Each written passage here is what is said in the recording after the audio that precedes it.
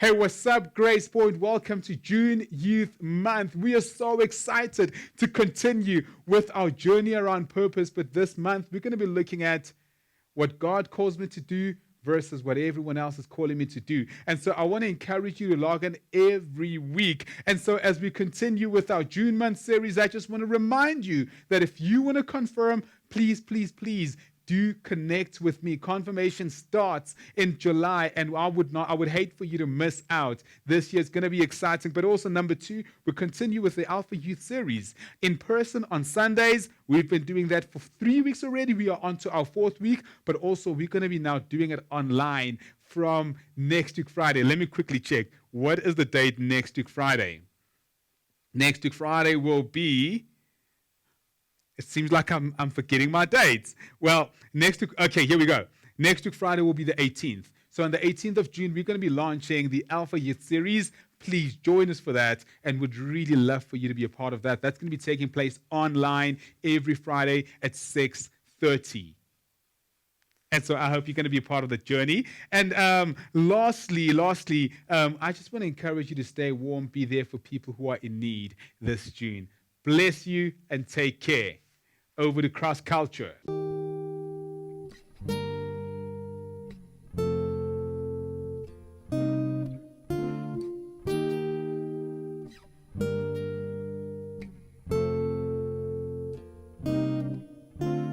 When I was searching, your love was never far. You made a way to get to me. You were the whisper leading me to your heart. Forever I belong to you. Now I can see clearly, my God, you are for me. You won't let go. Your love won't let me down. And I know it's true. Yeah, I know that your love is all around. I believe in you, holding on to you, holding on, and I know you will never fail. I want all of you, you never change. Your love won't let me down. Your love won't let me down, down, down, down, down, down, down. Your love won't let me right when I need you. You listen as I pray. You leave the 99 for me. You paint the sky with promises of your grace, so I can find my way to you. Now I can see clearly, my God, you are for me. You won't let go. Your love won't let me down. And I know it's true. Yeah, I know that your love is all around. I believe in you, holding on to you, holding on, and I know you will never fail. I want all of you, you never change. Your love won't let me down. Your love won't let me down, down, down, down, down, down, down. Your love won't let me down, down, down, down, down, down, down. Your love won't. Welcome to our Youth Month episode. Our Youth Month episode where we're going to be speaking about this idea of purpose, me knowing what God has called me to, but at the very same time, me having to bring this together with what my parents think is good for my future. We all know the confusion, the anger, or sometimes the frustration that is created by having dreams of our own, but at the very same time, our parents having dreams about our future and disapproving of what we may think is best for ourselves. And the question that I want to explore this June month is, how can we bring this together? How can we get to a place where what we think is best for our lives is reconciled with what our parents think is good for us? And it is important that we work towards this because God has called us to live life in its fullest. And a part of that means being able to dream, being able to pursue a purpose-driven life. But at the very same time, God calls us to listen to our parents and calls our parents to guide us, to instruct us in the way of the Lord. And so there is a sense in which we both have responsibility, that is us and our parents, over making sure that we have a good future. And so how do we bring these two together? Our voice, our inner voice that tells us that this is the life that God is calling us to live. This is the career that God is calling us to live. This is the purpose that God is calling us towards. And how do we bring that together with the life that our parents recommend, suggest, point us to pursue? How do we bring those together? The life that society says will be best for us. How do we bring those together? There is a beautiful passage that I want to read in Genesis chapter 2, the story of Isaac and Moses, that can help us explore this theme. What I want to do versus what everyone wants me to do. It is a story of a guy called Isaac. And if anyone has never read the story, in a nutshell, a bit of background before I read how it ends. It is a story about a young man called Isaac. Now, Isaac is Moses' son. He's Abraham's son, not Moses, Abraham's son. And Abraham has been promised by God that he will bless Abraham through his son Isaac. And so Isaac was very dear, was very special, was very important to Abraham. Abraham understood that he was the seed through which God would birth a nation, and that is the nation of Israel. And so, long and short of it is that one day, God calls Abraham, and Abraham probably is moody that day. Whatever his mood was, responds to God, "Yes, God, what do you want me to do?" And then God says, "I want you to take your one and only son, Isaac, and go sacrifice him." And I can imagine that Abraham was probably confused, thinking to himself, "You gave me this one and only son, and now you want me to go sacrifice him? You said that this one and only son is the seed through which you would bless me, and you would bless the world. You would bless an entire nation. You would birth an entire nation through the seed. But now you want me to go sacrifice him." But if you think it gets worse, imagine how Isaac felt knowing that his father at some point wanted to sacrifice him. Knowing that God at some point called his father to sacrifice him. And this is what I want to explore with you. I want to read for you where the story actually ends, because what then happens between Abraham being called by God to go sacrifice Isaac, Abraham goes, he takes Isaac with him. Isaac only finds out later that he was about to be sacrificed. They went on an entire day's journey. They went up a mountain. Isaac is carrying the wood that was actually for his sacrifice, but he didn't know that. And so we read from where Isaac begins to question why they were up on top of a mountain without a sacrifice. And he says in verse 7, Isaac spoke up and said to his father, "Father, yes, my son," Abraham replied.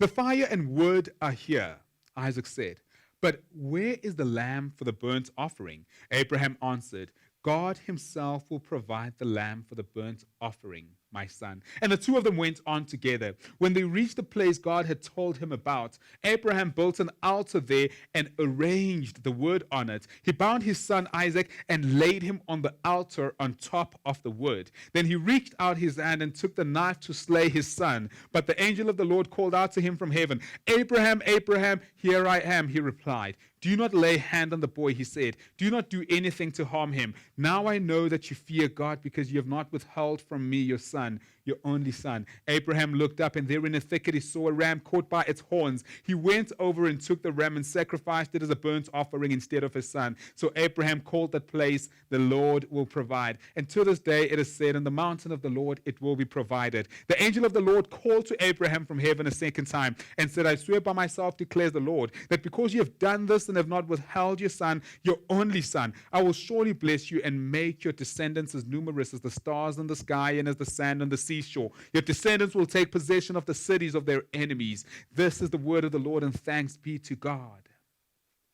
Let us pause there for a moment. It is a crazy story. Abraham is called to sacrifice his son, and Abraham follows through. He goes, he's going to sacrifice his son, offer him as a burnt offering to God. But fortunately, God stops Abraham and he says, I've tested you. I know that you believe in me. But I think the first place where I want to pause is the idea of God saying, I've tested you. I know that you believe in me. Is it not crazy for God to demand that Abraham sacrifices his son as a way of testing whether Abraham has faith or not? For a bit of context, in those days, the nations amongst which Abraham lived, the people amongst which Abraham lived, were not used to sacrifice their children to their foreign gods as a way of invoking their gods to actually bless them so that their nations could prosper. So it was not a foreign concept. It was not unheard of. They sacrificed the guys that Abraham lived amongst, who did not worship the God that Abraham worshipped, sacrificed their children. And they thought that this would invoke their gods to actually bless them and to make them prosper as a nation. And so Abraham, when Abraham heard God ask him to do this, it was not a new concept. And so he probably thought to himself, clearly my God is very similar to the other gods, and is now asking me to sacrifice my own son.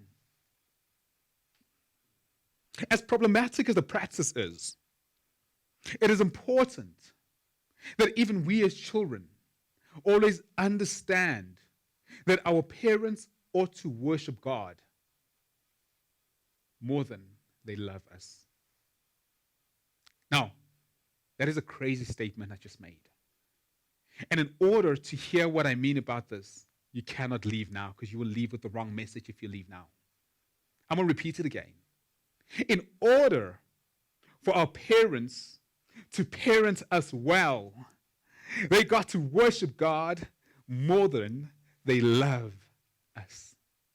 You see, when we have a relationship to God and our first devotion is God, what then happens is that we draw so much from God that we learn how to love other people. Without God, we do not know how to properly love other people. But through and with God, we know how to properly love other people. Think about it this way. If you had a cup, and this cup had God's love pouring into it, this would enable this cup to pour out the love that God has poured into it onto those around them. And so it overflows into the lives of those around you.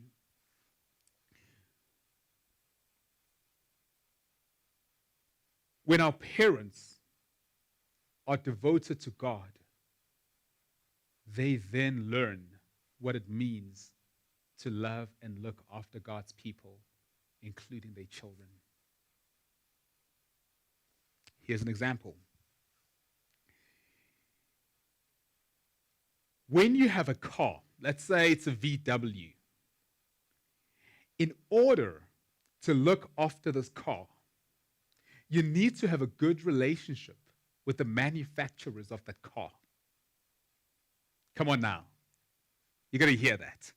When you have a car, in order to look after that car, you need to have a good relationship with the manufacturers, the people who made that car, because they have the know-how as to how you can best look after this car. Man, time and again, I have to take in my car I drive a VW. I have to take it into the manufacturer's warehouse so that they can service and look after this car. But also, go and look in your parents' cabinet. Every car would have a manual that tells you that this is how you look after this car. If this car gives you a certain sign, shows off a certain sign, it means that you need to pour oil into it because it's running out of oil. If a car shows the water sign, it means that you have to pour water into it because if you do not, it'll blow the engine up. If a car shows a spanner, it means that you need to bring it in for service because if you do not bring it in for service, the oils will fog up the car's pipeline and it will not perform well. And so the moral of the story is, in order to look after this VW, I need to have a relationship with its manufacturers. And in the same light, in order for our parents to parent well and look after us, they need to have a relationship with our Maker. And so God says to Abraham, because you love me more than you love your son, I now know that you are capable of looking after my gift.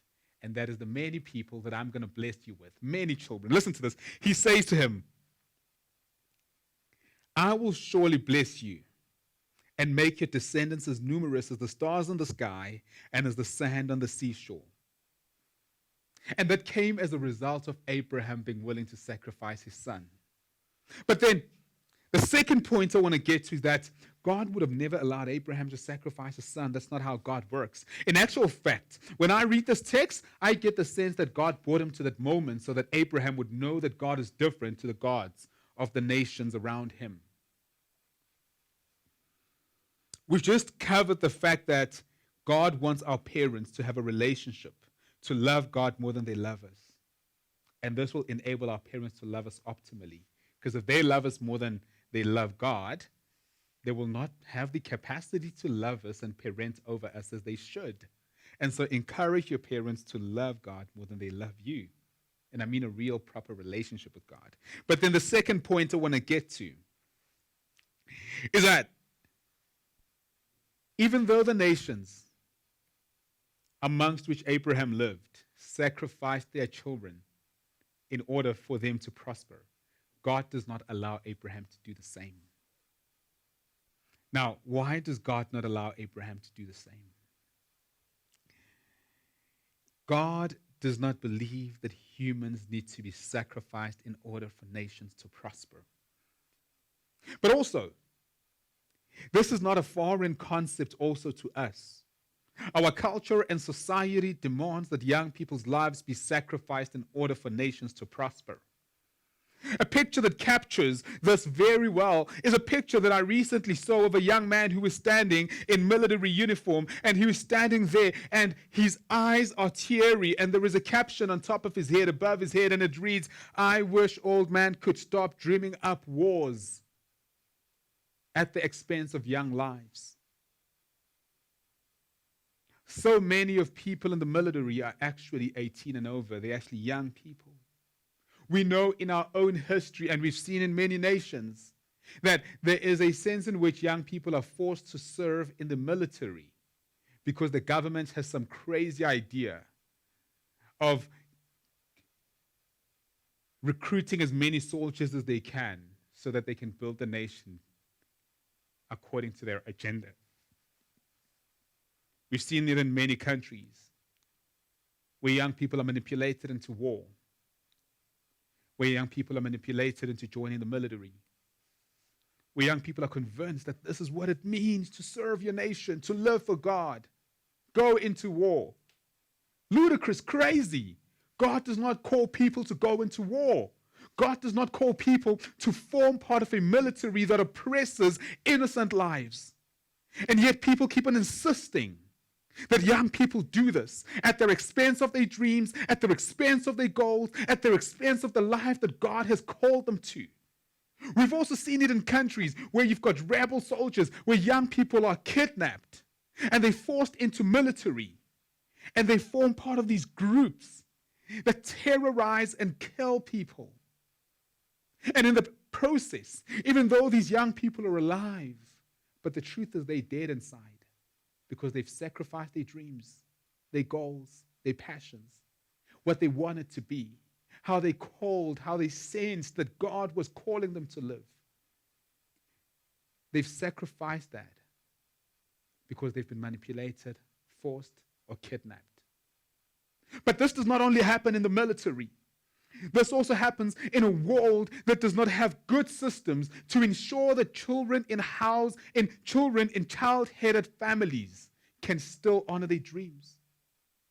A world that says if your parents have passed on and you are a child looking after your siblings, which is something good to do, that's it. It's over for you. You need to settle for the crumbs of the economy. A world in which young people are forced by their socio-economic standards, and that is basically what their parents can afford, into a particular career. That is a world that forces young people to kill that passion, that desire, that sense of purpose within themselves because of their circumstances, in order to do what the government is calling them to do, in order to do and perform the job that society says is good for them and nothing else. Some of you guys watching this video probably know a friend or know the child of what some would call a helper, the child of the person who works for you at home. You know that child. And I want you to think at this particular moment that is it fair that they settle for the crumbs of the economy because their parents could not afford a proper education? Is there nothing wrong with that system? Should they become what their parents were? Should they silence that voice that wants to pursue a purpose-driven life? That voice that says, I am better, I am bigger than my circumstances. That voice that says, God has called me to become something special and powerful regardless of who my parents are or my circumstances back at home. But also, I want to speak to some of y'all who have dreams. And because your parents cannot afford, you can't pursue those dreams. I want to say, is it good enough that you just settle for the crumbs of the economy? When you've got dreams, you've got goals, and you've got things that you want to achieve. You know that God has called you to something, but because society dictates and says you are not good enough, you must stay in your lane. You have not been called to become something beyond your circumstances. Are you going to listen to that? I can tell you what God says. As Abraham is about to sacrifice Isaac, God says, no. No children must be sacrificed in my name. I'm not a God who demands blood of children in order to make a nation prosper. And so I want to say God does not demand your blood in order to make this nation prosper. It is not a must that there be a child that sacrifices for the crumbs of the economy in order for the world to be what it is.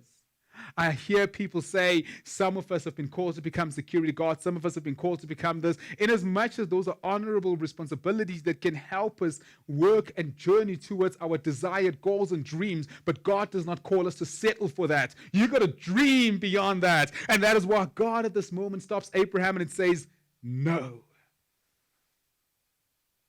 And so lastly, how do I follow my parents' dreams and ignore who God is calling me to become? Should I ignore God in order to make my parents happy?